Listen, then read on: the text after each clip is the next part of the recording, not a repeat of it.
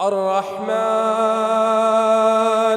علم القرآن خلق الإنسان علمه البيان الشمس والقمر بحسبان والنجم والشجر يسجدان والسماء رفعها ووضع الميزان ألا تطغوا في الميزان وأقيموا الوزن بالقسط ولا تخسروا الميزان والأرض وضعها للأنام فيها فاكهة والنخل ذات الأكمام والحب ذو العصف والريحان فبأي آلاء ربكما تكذبان خلق الإنسان من صلصال كالفخار وخلق الجان من مارج من نار فبأي آلاء ربكما تكذبان رب المشرقين ورب المغربين فبأي آلاء ربكما تكذبان مرج البحرين يلتقيان بينهما برزخ لا يبغيان فبأي آلاء ربكما تكذبان يخرج منهما اللؤلؤ والمرجان فبأي آلاء ربكما تكذبان وله الجوار المنشآت في البحر كالأعلام فبأي آلاء ربكما تكذبان كل من عليها فان ويبقى وجه ربك ذو الجلال والإكرام فبأي آلاء ربكما تكذبان يسأله من في السماوات والأرض كل يوم هو في شأن فبأي آلاء ربكما تكذبان سنفرغ لكم أيها الثقلان فبأي آلاء ربكما تكذبان يا معشر الجن والإنس إن استطعتم أن تنفذوا من أقطار السماوات والأرض فانفذوا لا تنفذون إلا بسلطان فبأي آلاء ربكما تكذبان يرسل عليكما شواظ من نار ونحاس فلا تنتصران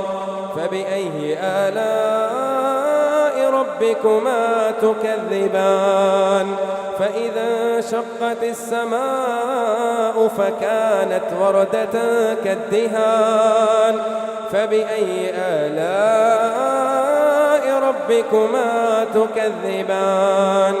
فيومئذ لا يسأل عن ذنبه إنس ولا جان فبأي آلاء ربكما تكذبان يعرف المجرمون بسيماهم فيؤخذ بالنواصي والأقدام فبأي آلاء ربكما تكذبان هذه جهنم التي يكذب بها المجرمون يطوفون بينها وبين حميم آن فبأي آلاء ربكما تكذبان ولمن خاف مقام ربه جنتان فبأي آلاء ربكما تكذبان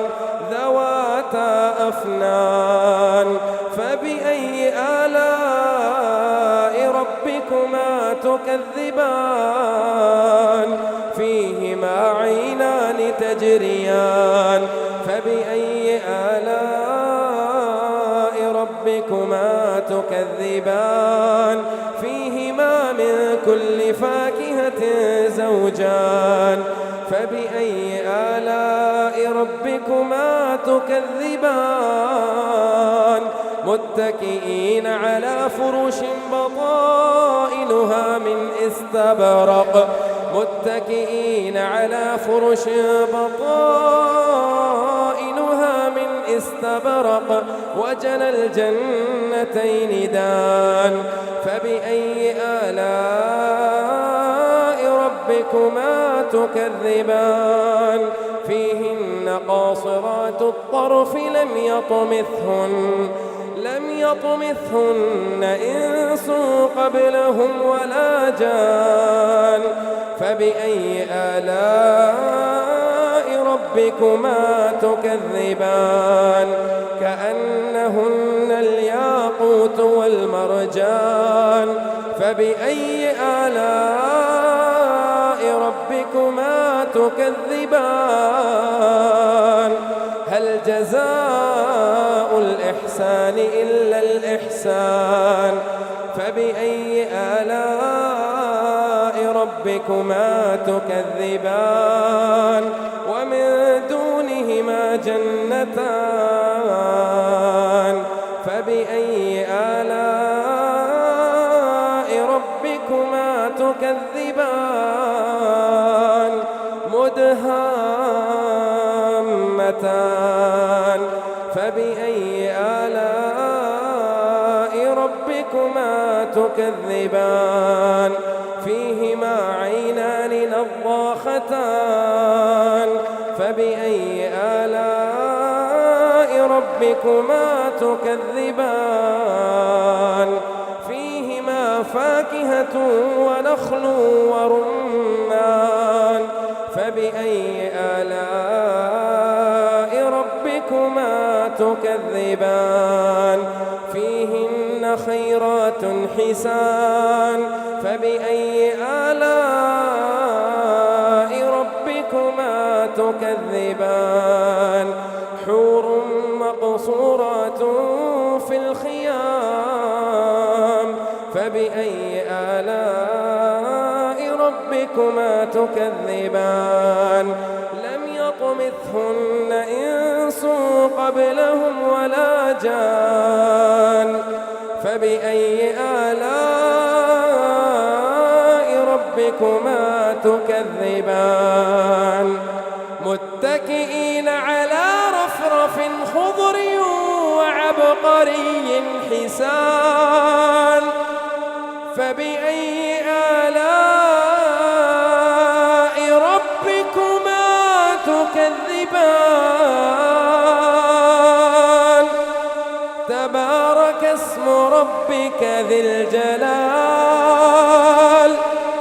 تبارك اسم ربك ذي الجلال والإكرام